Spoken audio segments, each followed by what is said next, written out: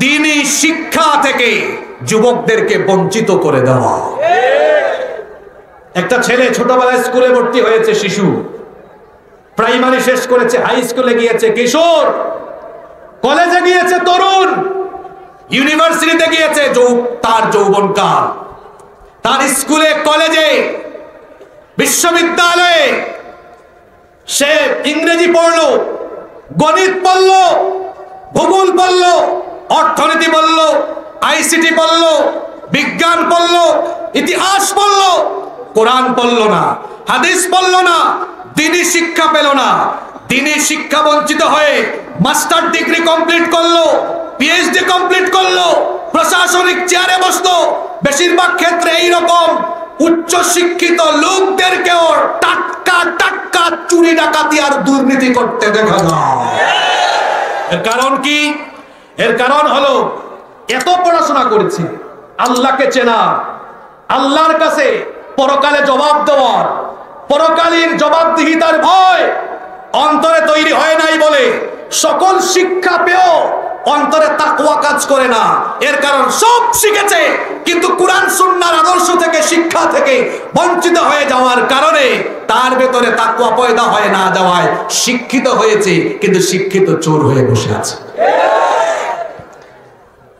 যে কারিকুলামে, যে জাতি বা সভ্যতার শিক্ষা ব্যবস্থায় কুরআন সুন্নাহকে বাদ দিয়ে শিক্ষা ব্যবস্থা প্রণয়ন করা হয়, সেই শিক্ষা ব্যবস্থা দিয়ে একটা জাতি বা সভ্যতা লোকদেরকে শিক্ষিত করা যায়। কিন্তু বেশিরভাগ ক্ষেত্রেই কুরআন সুন্নাহ বিবর্জিত শিক্ষা ব্যবস্থা দিয়ে অবশেষে শিক্ষিত চোর, ডাকাত আর লুটেরা পাওয়া যায়।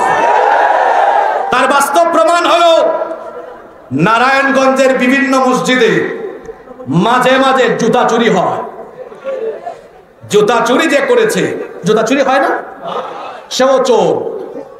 আবার ঢাকার বড় বড় অফিসে বসে কলমের খোঁচায় কোটি কোটি টাকা চুরি করলো, দুর্নীতি করলো, দেশের টাকা বিদেশে পাঠায় দিল, সেও চোর। ওই চোর আর নারায়ণগঞ্জের জুতা চোর, দুই চোরের ক্যাটাগরি কি এক? কথা কন না কেন এক? জুতা চোর এই বেটা অর্ধ শিক্ষিত বা অশিক্ষিত। আর ঢাকার চেয়ারে বসে যেই লোক শত কোটি হাজার কোটি দুর্নীতি করেছে, সে জুতা চুরের মতো অশিক্ষিত নয়।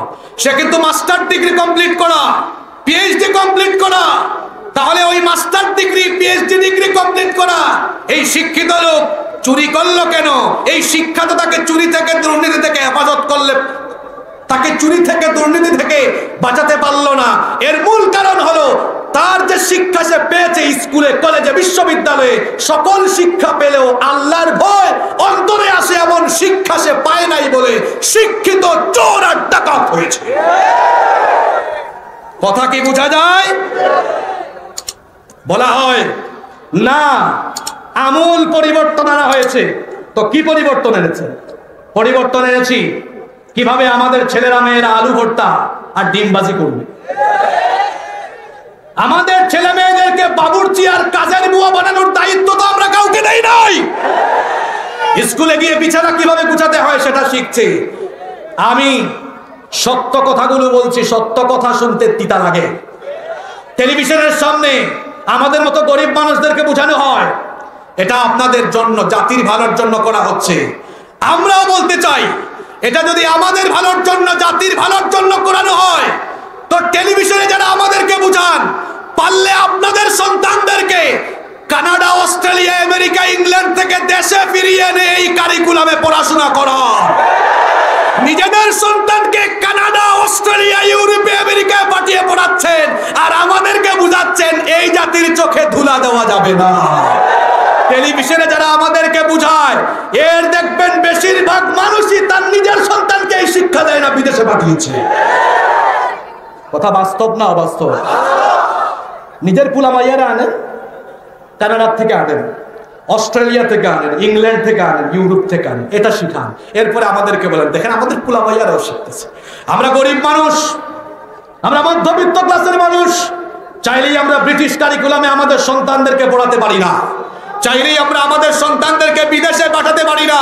আমরা এমন শিক্ষা চাই যে শিক্ষার মাধ্যমে আমাদের ছেলে মেয়েরা কল্যাণ হবে। জন্য আমরা চাই উলামা মাশায়েখদের সাথে পরামর্শ করে যে কোনো সিদ্ধান্ত নিন, এতে জাতির ভালো হবে। আল্লাহ দায়িত্বশীল মহলকে বুঝার তৌফিক দান করেন।